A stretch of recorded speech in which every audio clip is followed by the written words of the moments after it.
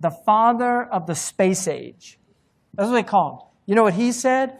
I'm not the father of the space age.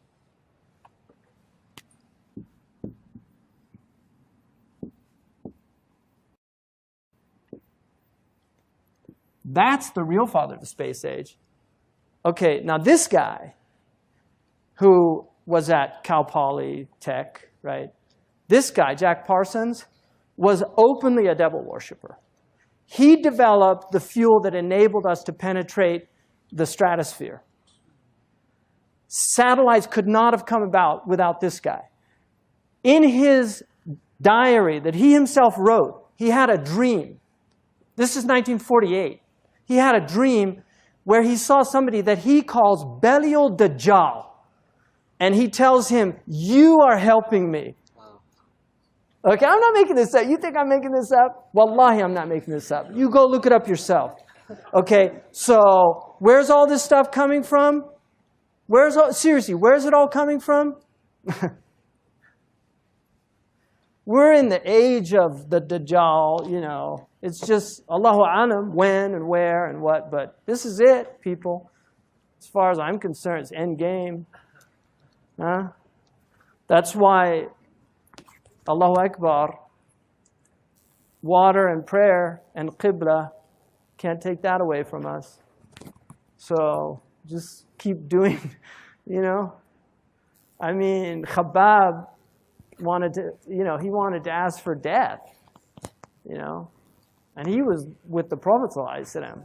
Can you imagine that? Wanting to ask for death and you're living with the Prophet? So what about the age of the Dajjal? People will go by graves saying, would that I was in his place.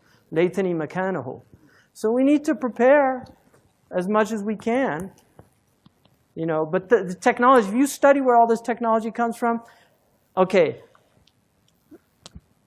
you know, read about the magic and the Enlightenment period. All these scientists were magicians. They were all into black magic. You read about Francis Bacon.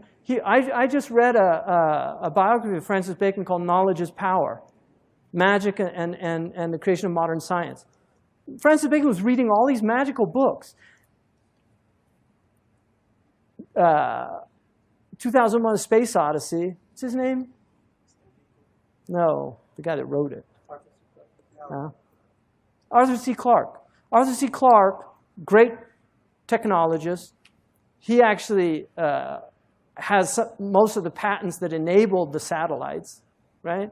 If you look at his interview with BBC in 1961, where he predicts the internet, he predicts the cell phones, he predicts texting. He said that by the year 2000, people are going to have handheld devices that enable them to talk to anybody anywhere, right? Arthur C. Clarke said, and he has 3 laws of technology. One of his laws is, no technology reaches a level of complexity except it becomes indistinguishable from magic.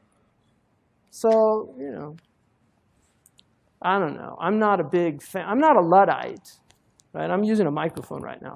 I'm not a Luddite. But this whole worshipful attitude towards technology, to me, is really stupid. And if you want to read an interesting book, it's called Giving Up the Gun, which is about the fact that the Japanese chose consciously to ban the gun. And they did it because of the samurai lobby. Because the samurais thought it was disgusting that a man could spend 30 years becoming a master swordsman, and some idiot could pick up a gun and just kill him. They just thought it was just so unaesthetic. And so they outlawed the gun, even though the Japanese were making the best guns in the 16th century on the entire planet. They had solved the problem of the water, because they used to go out when it was wet or damp, and the powder got damp. They actually had waterproof powder kegs in their guns in the 16th century. And we know Japanese technology. I mean, it just took them a little while to get used to the cars, and now they're making better cars than any of the American cars. I mean, the Japanese have itqan when they do things, but they outlawed the gun. This whole idea that because it exists, oh, why do we do it? Because. You know, it's like these people say, why did we climb Mount McKinley? You know, or what's the K2? Is that what's K2? What's the tallest mountain in the world? Everest. Why do we climb Mount Everest? Because it's there. I mean, what a stupid thing to say. That is so dumb to me. It's like these Sherpas down at the bottom. The only reason they'd ever climb that is because you're paying them.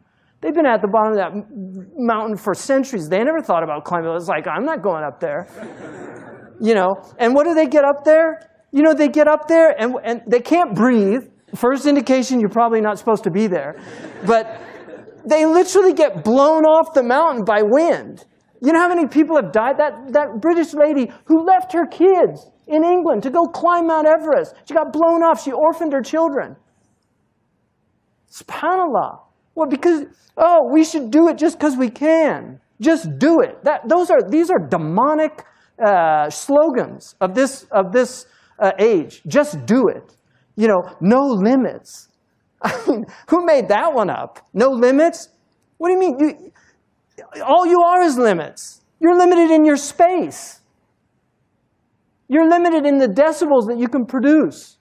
You're limited in your breathing. You're limited in your intellect. Everything's limits. No limits?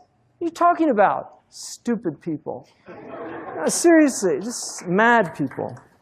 Anyway, time to pray.